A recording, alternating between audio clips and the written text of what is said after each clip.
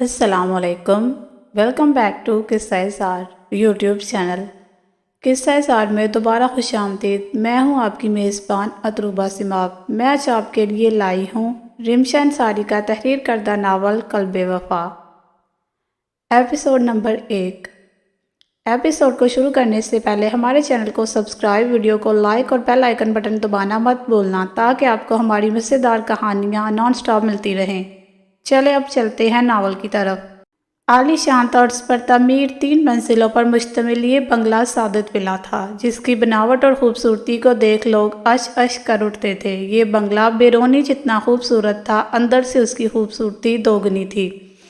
وسیع کشادہ ہرا بھرا لان جس میں ہر قسم کے پھول پودے موجود تھے، بڑے بڑے ہوادار کمرے، کوسے قزح کے رنگوں سے مزین خوبصورت دیواریں، سفید شیشے جیسے ٹائلز، جدید طرز کا فرنیچر، خوبصورتی کو 4 چاند لگانے والے شوچے۔ مختصر یہ کہ ہر چیز ہی قیمتی اور اپنی مثال آپ تھی۔ سعادت حسین کے 3 بیٹے تھے، سب سے بڑے شفقت حسین، ان سے چھوٹے جہانگیر حسین اور سب سے چھوٹے نوید حسین۔ شفقت حسین نے اپنی تعلیم جاری رکھی تھی، جس کی وجہ سے ان کے چھوٹے بھائی جہانگیر اور نوید کا بیاہ ان سے پہلے ہو گیا تھا۔ شادی کے 1 سال بعد ہی نوید اور جہانگیر کے بیٹے کی پیدائش ہوئی۔ نوید نے بیٹے کا نام خیام اور جہانگیر نے عمر رکھا۔ دونوں بھائیوں کا گھر بستہ دیکھ شفقت حسین نے بھی 2 سال بعد شادی کر لی تھی۔ شادی کے 1 سال بعد شفقت حسین کے ایک خوبصورت گڑیا کی پیدائش ہوئی، جس کا نام رخسانے رکھا گیا۔ رخسانے کے 3 سال بعد جہانگیر کے ایک اور بیٹے کی پیدائش ہوئی، جس کا نام سعادت حسین نے شایان رکھا۔ شایان خیام اور عمر سے زیادہ خوبصورت تھا۔ اس معصوم شایان کی پیدائش کے بعد سعادت ولا پر ایک خبر بجلی بن کے گری تھی۔ رخسانے کی ماں نازیہ اپنے عاشق کے ساتھ گھر چھوڑ کر بھاگ گئی تھی۔ اس کے ساتھ ہی شفقت حسین کو خلا کا نوٹس بھی بھیج دیا گیا تھا۔ بیوی کی بے وفائی کے بعد جہاں شفقت غمزدہ رہتے، وہیں لوگ ننھی رخسانے پر اس کی ماں کی وجہ سے باتیں کرتے رہتے۔ جہانگیر کی بیوی مہتاب کو تو جیسے رخسانے سے اللہ واسطے کا بیر تھا۔ کوئی وقت، کوئی گھڑی ایسی نہیں ہوتی تھی جب وہ اس کو بخش دیتی۔ مہتاب کے مقابلے میں نوید کی بیوی شبنم قدرے رحم دل تھی۔ رخسانے کی زیادہ تر ذمہ داریاں شبنم کے سر پر تھی۔ شایان کی پیدائش کے 2 برس بعد ہی خدا نے شبنم کو بھی ایک پھول سی بیٹی دی تھی، جس کا نام عرش رکھا گیا تھا۔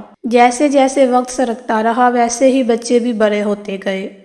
خیام نے جوانی کی دہلیز پر قدم رکھا تو عمر کا دل اپنے سے 3 سالہ چھوٹی رخسانے کے لیے دھڑکنے لگا۔ عمر کی پسند خود پر دیکھ رخسانے بھی عمر کو پسند کرنے لگی تھی۔ اپنے سے 3 سالہ چھوٹے شایان کو بچہ سمجھ کر وہ نظر بھر کر دیکھتی بھی نہیں تھی۔ شایان وہی بچہ اس کے لیے ایسے جذبات رکھنے لگا تھا جسے وہ خود نہیں جانتا تھا۔ نازیہ کی بے وفائی کے بعد شفقت نے دوسری شادی نہیں کی تھی۔ وہ اپنی بیٹی پر سوتیلی ماں مسلط نہیں کرنا چاہتے تھے۔ رخسانے کی وجہ سے سعادت حسین خود شفقت کے فلور پر شفٹ ہو گئے تھے، جبکہ نیچے کا پورا فلور انہوں نے جہانگیر کے حوالے کر دیا تھا اور تیسری منزل پر نوید اپنی فیملی سمیت رہنے لگے تھے۔ جہازی سائز بیڈ پر پاؤں پھیلائے اس نے گود میں لیپ ٹاپ رکھا ہوا تھا۔ دیگر فائلز اور نوٹس بک ارد گرد پڑے ہوئے تھے۔ اس کا یونیورسٹی میں لاسٹ ایئر تھا، اس لیے اسائنمنٹ بہت دل و جان سے بنا رہی تھی۔ ہر چیز سے بے خبر اسے اتنا بھی یاد نہیں تھا کہ چند منٹ بعد اس کی سالگرہ کا دن لگنے والا تھا۔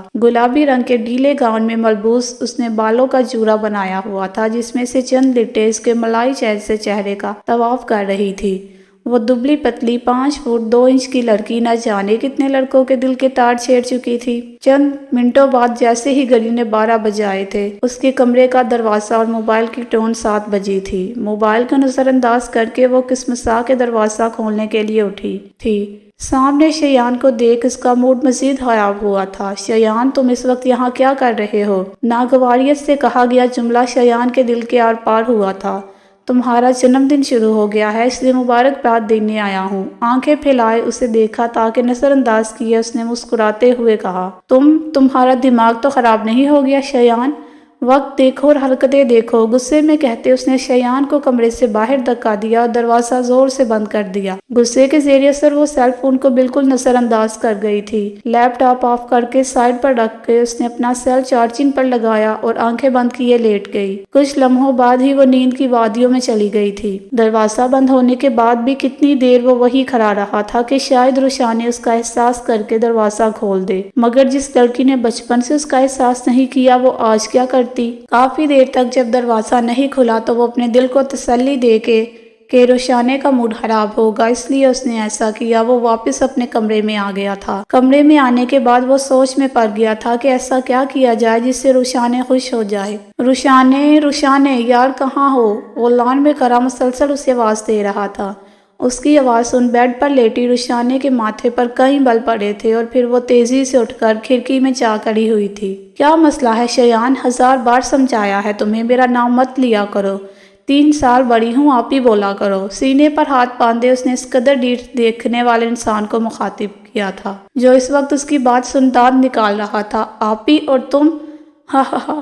رخسانے میڈم، میں بھی 1000 بار تمہیں سمجھایا ہے کہ تم کہیں سے بھی میری آپی نہیں لگتی، اور دوسری بات میں تمہیں کبھی بھی آپی نہیں مانوں گا۔ مقابل نے اس کے انداز میں اسے جلایا تھا۔ شایان، میں تمہاری شکایت چچی جان سے کروں گی۔ رخسانے نے اسے دھمکی دی تھی مگر وہ جانتی تھی اس کی کوئی دھمکی سامنے کھڑے انسان پر اثر نہیں کرنے والی تھی، اور اس کی کیا بلکہ پورے گھر میں کوئی بھی آج تک شایان کے منہ سے رخسانے کو آپی نہیں بلا پایا تھا۔ گھر کے افرادوں نے تو اسے بچہ سمجھ کر کبھی اس کی ضد پر توجہ نہیں دی تھی، مگر یہ تو بس شایان جانتا تھا کہ وہ رخسانے کے لیے بچپن سے ہی کیا جذبات رکھتا آ رہا تھا۔ اوکے، تمہیں جس کو جو بولنا ہے بول دینا، مگر ابھی جلدی نیچے آؤ۔ رخسانے کی بات سن کے شایان نے اس کی دھمکی سن بے نیازی سے کندھے اچکائے۔ اگلی بات جس بات میں کہی تو رخسانے کو ناچار اس کی بات پر عمل کرنا پڑا۔ اچھا رکو، آ رہی ہوں، ناگواریت سے کہتے رخسانے نے پیروں میں سافٹیز پہنی اور نیچے کی جانب چل دی۔ سیڑھیوں سے نیچے اترتے ہی اسے مہتاب چچی نظر آئی، جنہیں دیکھتے ہی اس کی رفتار میں تیزی آئی تھی، مگر وہ مہتاب چچی ہی کیا جو اسے باتیں سنائے بغیر وہاں سے جانے دیتی۔ ضرور شایان کی کسی حرکت پر اس کا ساتھ دینے جا رہی ہوگی تم، مہتاب چچی نے منہ بنائے پوچھا تو اس نے سر جھکا لیا۔ کیا ہو گیا رخسانے، چپک گئی کیا؟ شایان نے لاؤنج میں داخل ہوتے اپنی ماں کو نظر انداز کیے اور رخسانے کو مخاطب کیا تو مہتاب نے آنکھیں پھیلائیں، غصے سے شایان کو دیکھا تھا جو اپنی ماں کو مکمل نظر انداز کیے رخسانے کو دیکھ رہا تھا۔ رخسانے، کیا بہری ہو گئی ہو؟ آواز نہیں آ رہی۔ اس بار شایان قدرے تیز آواز میں چیخا تو رخسانے کے قدم خود بخود ہی آگے کو بڑھ گئے، جبکہ مہتاب بیگم اپنے سر پھرے بیٹے کی ڈانٹ سن کے سر جھٹک کے کچن میں چلی گئی۔ شایان، تمیز نہیں ہے کیا تمہیں؟ کالج کے اسٹوڈنٹ ہو مگر یہ بھی نہیں جانتے کہ بڑوں سے کس طرح بات کرنی ہے۔ رخسانے نے لان میں آتے ہی اس کو ڈانٹنا شروع کر دیا تھا۔ رخسانے یار، مجھے یہ سمجھ نہیں آتا کہ مجھ سے بات کرتے وقت تمہیں کیوں عمر اور بڑھاپن یاد آ جاتا ہے، جبکہ جہاں تک میں نے نوٹ کیا ہے تم عمر بائی سے تو بات کرتے ہوئے کوئی عمر کی بات نہیں کرتی، جبکہ ان کی اور تمہاری عمر میں کافی فرق ہے، تو تمہیں ان کی عمر کا خیال کرتے ہوئے ان سے ایسی عمر کی باتیں نہیں کرنی چاہیے۔ وہ کندھے اچکائے ہاتھوں کے اشارے سے اسے سمجھا رہا تھا۔ اس کی بات سن رخسانے کا دماغ چکرایا تھا۔ کرتے رہو بکواس، میں جا رہی ہوں۔ رخسانے ابھی جانے کے لیے پلٹی تھی جب شایان نے اس کا ہاتھ پکڑا تھا۔ یار، تم بہت جلد ناراض ہو جاتی ہو، مقابل نے سنجیدگی سے استفسار کیا تو رخسانے نے جھٹکے سے اپنا ہاتھ چھڑوایا تھا۔ شایان، تمہیں کتنی بار سمجھا چکی ہوں، تم بچے نہیں ہو، اب بڑے ہو گئے ہو، اس طرح ہاتھ مت پکڑا کرو۔ رخسانے نے بگڑے تاثرات سے اسے جھڑکا تو ایک دم ہی شایان کا چہرہ اتر گیا تھا۔ وہ کتنی محبت سے رخسانے کے لیے اس کی سالگرہ کا تحفہ لایا تھا، مگر اب رخسانے کا ہمیشہ جیسا برتاؤ دیکھ اس کی ٹھیک ٹھاک ہٹی تھی۔ ابھی وہ سر اٹھا کے رخسانے کو کچھ کہنے ہی والا تھا جب عمر داخلی دروازے سے اندر آتے دکھائی دیا۔ Happy birthday Roshi. Umar نے رخسانے کو شایان کے ساتھ کھڑا دیکھا تو دور سے ہی وش کرتے اس کے قریب آنے لگا۔ عمر کو دیکھے ایک دم ہی رخسانے کے چہرے پر خوشی جگمگائی تھی جو شایان کی نظروں سے پوشیدہ نہیں تھی۔ وہ بھی تیزی سے عمر کی طرف بڑھی تھی۔ وش سے کام نہیں چلنے والا، میرا گفٹ کہاں ہے؟ رخسانے نے عمر کے سامنے کھڑے ہو کے شرارت سے کہا تو شایان نے حسرت سے عمر کو دیکھا تھا۔ کاش وہ عمر ہوتا، عمر جہانگیر۔ وہ جانتا تھا رخسانے عمر کو پسند کرتی ہے، مگر وہ پھر بھی خود کو رخسانے سے دور نہیں رکھ پاتا تھا۔ رخسانے عمر سے باتوں میں مگن ہو گئی تھی، جسے دیکھ اس نے اپنا تحفہ اٹھایا اور باہر نکل گیا۔ باہر جا کے اس نے تحفے کو بیچ سڑک پر رکھا اور گاڑی کی چابی جیب سے نکال کر گاڑی میں بیٹھ گیا۔ شدید غصے کی لپیٹ میں گاڑی چلاتے ہوئے اس نے گفٹ پیپر میں لپٹے اس خوبصورت تحفے کو گاڑی کے ٹائر تلے کچلا اور آگے بڑھ گیا۔ وہ شایان تھا، شایان جہانگیر، جو غصے اور ضد میں آ کے سب فراموش کر دیتا تھا۔ کافی دیر باہر ادھر ادھر گاڑی بگانے کے بعد جب اس کا غصہ ہلکا ہوا تو وہ اپنے دوست کے گھر چلا آیا تھا۔ کالج کے پیپر سٹارٹ ہونے والے تھے، جس کی وجہ سے زیادہ تر اسٹوڈنٹ پڑھائی میں مصروف رہتے۔ ایک وہ واحد لاپرواہ انسان تھا جسے کسی چیز کی فکر نہیں تھی۔ بقول جہانگیر کے وہ نہ جانے کس پر چلا گیا تھا، کیونکہ ان کے خاندان میں تو کوئی بھی ایسا نہیں تھا۔ عمر اور خیام دونوں نے پڑھائی اچھے سے مکمل کی تھی اور اب اپنے باپ کے ساتھ بزنس سنبھال رہے تھے۔